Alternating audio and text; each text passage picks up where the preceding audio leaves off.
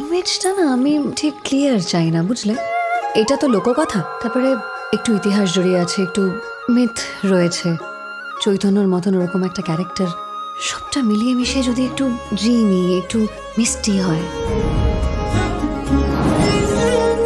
কিন্তু আপনার কেন মনে হচ্ছে মাস্টারমশাই এ যাবৎকাল আমরা যে গল্প শুনে এসেছি তা সত্য নয়?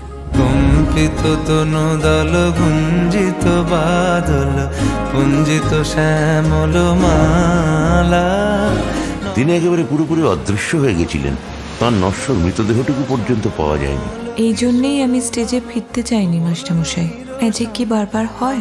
যখন নিমাই সন্ন্যাস নিয়েছিল, চৈতন্য লীলা নিয়েছিল, তেমনি এই চৈতন্যের অন্তর্ধানও পাবলিক ঠিক নেবে। কি এবছর ন্যাশনালটা আসছে তাহলে? এটা সিনেমা বার্থ, থিয়েটার নয়। লাইভ অডিয়েন্স কিভাবে রিয়াক্ট করছে সেটা ইমেটেরিয়াল এখানে। খুব দূর থেকে তোমার ওপর ট্র্যাক করছি, ফুল বাই। দেহত্যাগ, এটাও কি একটা থিওরি? মিলছে না। জোয়ারে ভেসে যদি যেত সে, তাহলে চন্দ্রভাগার তটে সে ফিরতই। উড়িষ্যার রাজা চায় তাঁকে রাজগুরু বানাতে, প্রভু। সেনাপতি আবার চায় তাঁকে মেরে ফেলতে।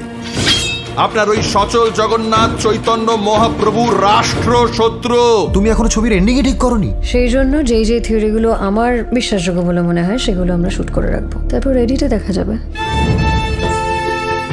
আপনারা বলছেন একজন জলজান্ত মানুষ মন্দির থেকে উবে গেল।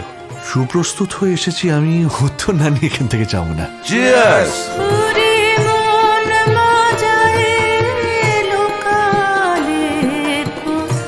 ইতিহাস মানেই তো মুছে যায়, তাই না?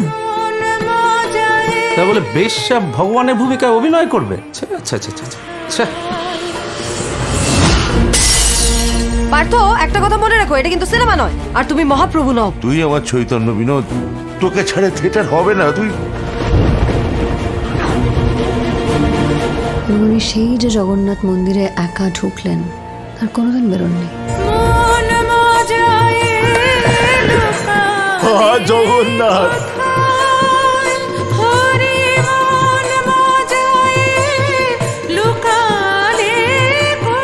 আমার নাম নটি বিনোদিনী। আমি ভিক্ষেতে পাওয়া চরিত্রে অভিনয় করি না।